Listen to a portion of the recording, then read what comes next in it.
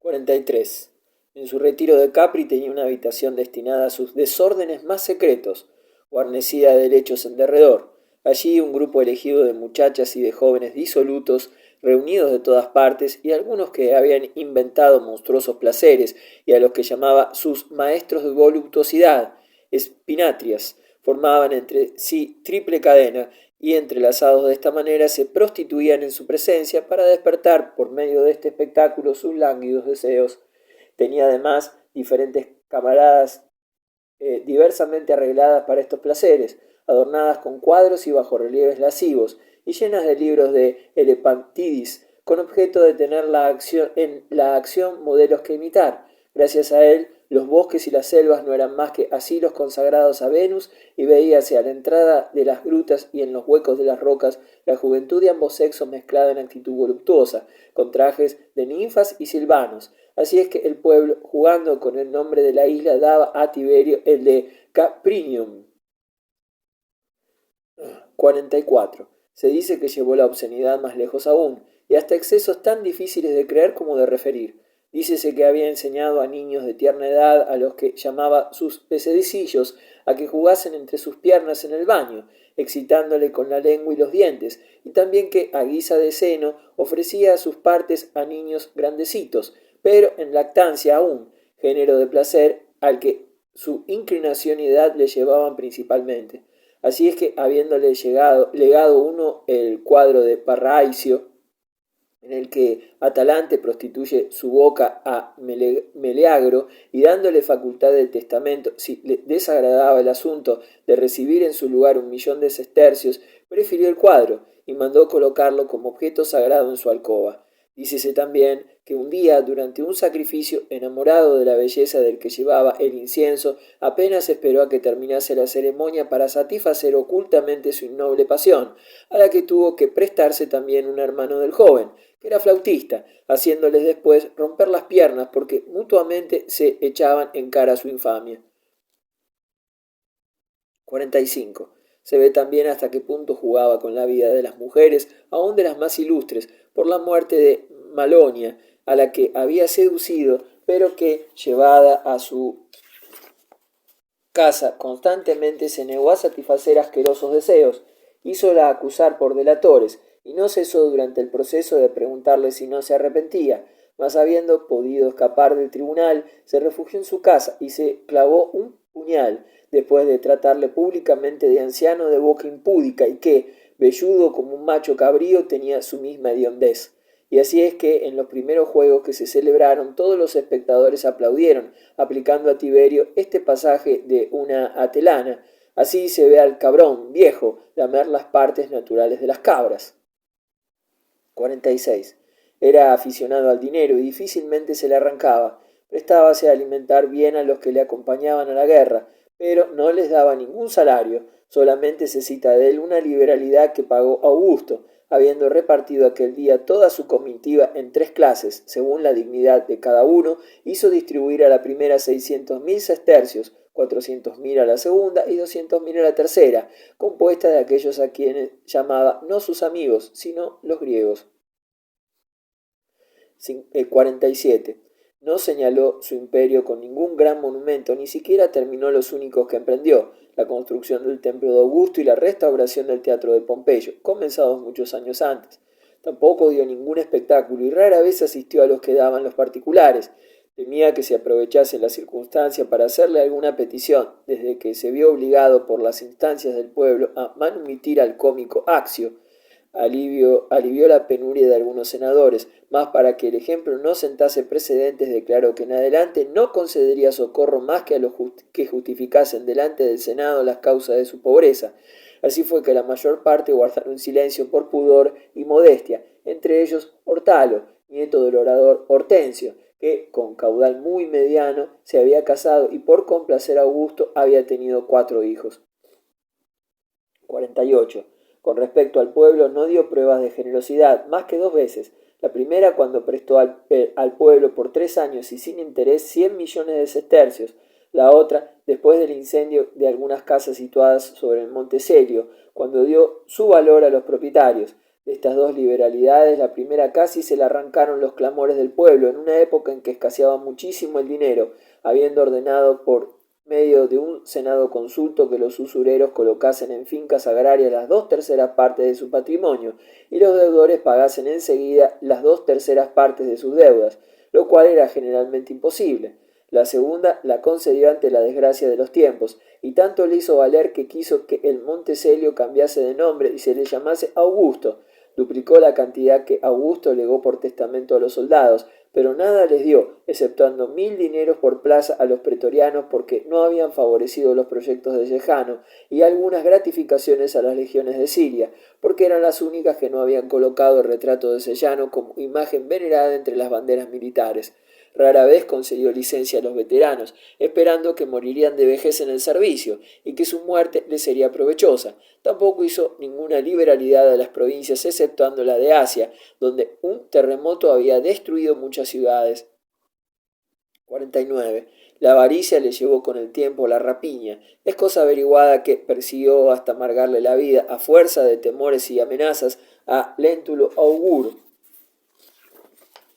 que poseía inmenso caudal, con el fin de arrancarle la promesa de nombrarlo su único heredero, que, por complacer a Quirino, varón consular muy rico y sin hijos, condenó a Lépida, mujer de lo más alto nacimiento, repudiada 20 años antes por él, y a la que acusaba de haber querido en otro tiempo envenenarle, y confiscó los bienes de los principales ciudadanos de las Galias, de las Españas, de la Siria y de la Grecia, con fútiles pretextos y absurdas acusaciones, como la de tener en dinero una parte de su caudal, que a muchos particulares y algunas ciudades privó de sus antiguas inmunidades, especialmente del derecho de explotar las minas y de levantar impuestos. En fin, que Bonón, rey de los partos, arrojado por los suyos y refugiado con sus tesoros en Antioquía, fue cobardemente despojado y muerto. 50. Su aversión a sus parientes estalló en primer lugar contra su hermano, Druso, mostrando una carta suya en que se hablaba de obligar a Augusto a restablecer la libertad. Su odio se extendió enseguida a todos los demás. Tan lejos estuvo de tener para con su esposa Julia, que continuaba desterrada las sencillas atenciones que impone la humanidad, que le prohibió salir de su casa y ver a nadie, a pesar de que Augusto le había dado toda una ciudad por prisión, y hasta el peculio, cuyo goce le dejaba a su padre, y la pensión anual que le añadía, se los retiró, so pretexto de respeto a las leyes comunes, y por no decir nada acerca de esto el testamento de Augusto. Hízosele odiosa su madre Livia, creyéndola rival, que aspiraba a participar de su poder. Evitó verla con frecuencia y ya no tuvo con ella largas y secretas conversaciones, temiendo se creyera que dejaba guiar por sus consejos, a los que sin embargo había recurrido algunas veces, y de los que usaba en ciertas ocasiones. Parecióle muy mal que se propusiera en el Senado añadir a sus títulos y a su nombre de hijo de Augusto el de hijo de Livia. Nunca permitió que se le llamase madre de la patria, ni que recibiese en público ningún honor extraordinario. Hasta le advirtió con mucha frecuencia que no se mezclara en los asuntos importantes que no convenían a las mujeres, sobre todo desde que la vio en un incendio cerca del templo de Vesta, intervenir en persona para exhortar al pueblo y a los soldados a apresurar los socorros, lo mismo que cuando vivía su esposo. 51. No tardó en separarse completamente de ella, y según se dice por la siguiente causa: Livia no cesaba de rogarle que inscribiese en las decurias a un hombre que había sido honrado ya con el derecho de ciudadanía, y al fin le dijo que consentiría en ello a condición de añadir en el cuadro de la orden que este favor se lo había arrancado su madre. Ofendida, Livia fue a buscar en el santuario consagrado a Augusto, y volvió enseguida a leerle unas antiguas cartas de este príncipe, en que hablaba sin rebozo del carácter duro y tiránico de Tiberio. Tanto se indignó éste de que se hubiesen conservado aquellas cartas y de que se las presentase su enojada madre, que ésta fue, según algunos escritores, una de las principales causas de su retirada a Capri. En los 3 años que vivió aún Livia, después de su marcha de Roma, solamente la vio una vez y durante algunas horas. Después no se dignó ir a verla ni aun cuando estuvo enferma, y después de su muerte se hizo esperar muchos días para los funerales a que había prometido asistir, de suerte que el cuerpo estaba ya corrompido e infecto cuando lo colocaron en la pira. No quiso que se le decretaran los honores divinos, so pretexto de que ella misma lo había prohibido. Declaró nulo su testamento y consumó en poco tiempo la ruina de todos sus amigos, de todos sus protegidos y principalmente aquellos a quienes encargó al morir el cuidado de sus funerales. Y hasta uno de ellos, perteneciente al orden ecuestre, fue condenado al trabajo infamante de las bombas. 52. Nunca tuvo amor de padre ni para con su propio hijo Druso ni para con Germánico, su hijo de adopción. Odiaba en Druso su carácter blando y su vida de molicie, así es que no se mostró sensible a su muerte, y apenas terminados los funerales se dedicó a sus acostumbradas ocupaciones y prohibió continuar el duelo. Habiendo llegado algo tarde los enviados de Troya a darle el pésame por esta pérdida, les dijo, burlándose, y como quien solamente conserva vago recuerdo, que él también se lo daba por la muerte de un ciudadano tan excelente como Héctor. Celoso de Germánico, procuraba rebajar como inútiles sus acciones más bellas y deplorar como funestas para el imperio sus victorias más gloriosas. Quejóse en el Senado de que Germánico se hubiese trasladado sin orden suya a Alejandría, donde de pronto se había declarado un hambre espantosa. Hasta se cree que se sirvió de Pisón, su legado en Siria, para hacerle perecer, y que éste, acusado más tarde de aquel crimen, habría divulgado sus órdenes. Así es que escribieron en muchos lugares y de noche gritaban, «Devuélvenos a Germánico». Tiberio mismo confirmó estas sospechas persiguiendo cruelmente a la viuda e hijos de aquel héroe.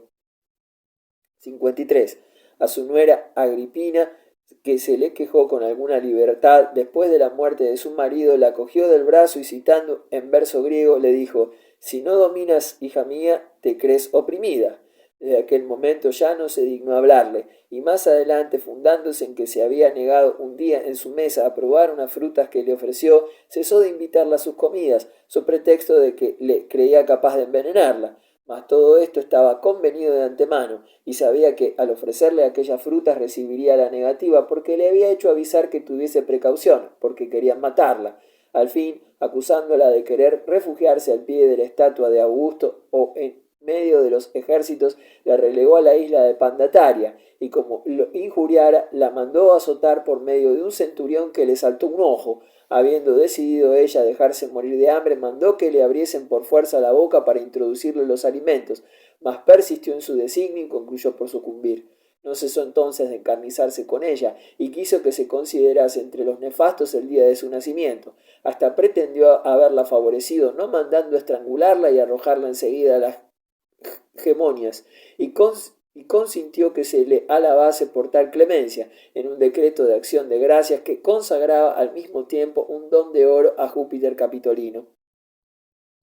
54. El Germánico tenía 3 nietos, Nerón, Druso y Cayo. De Druso uno solo, llamado Tiberio. Después de la muerte de sus hijos, recomendó a los senadores los 2 mayores de Germánico, Nerón y Druso, y celebró dando un cogiario al pueblo su ingreso en la vida pública, pero cuando supo que al empezar el año se habían hecho también votos solemnes por la salud de ellos como por la suya, dijo al Senado con acento de queja que tales honores solamente debían concederse a dilatados servicios y a la edad madura.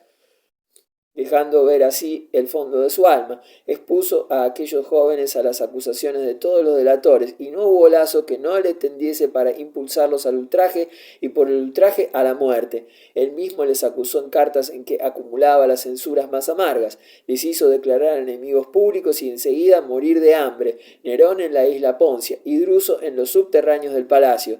Dícese que el primero se decidió a ello al ver al verdugo que se presentaba como por orden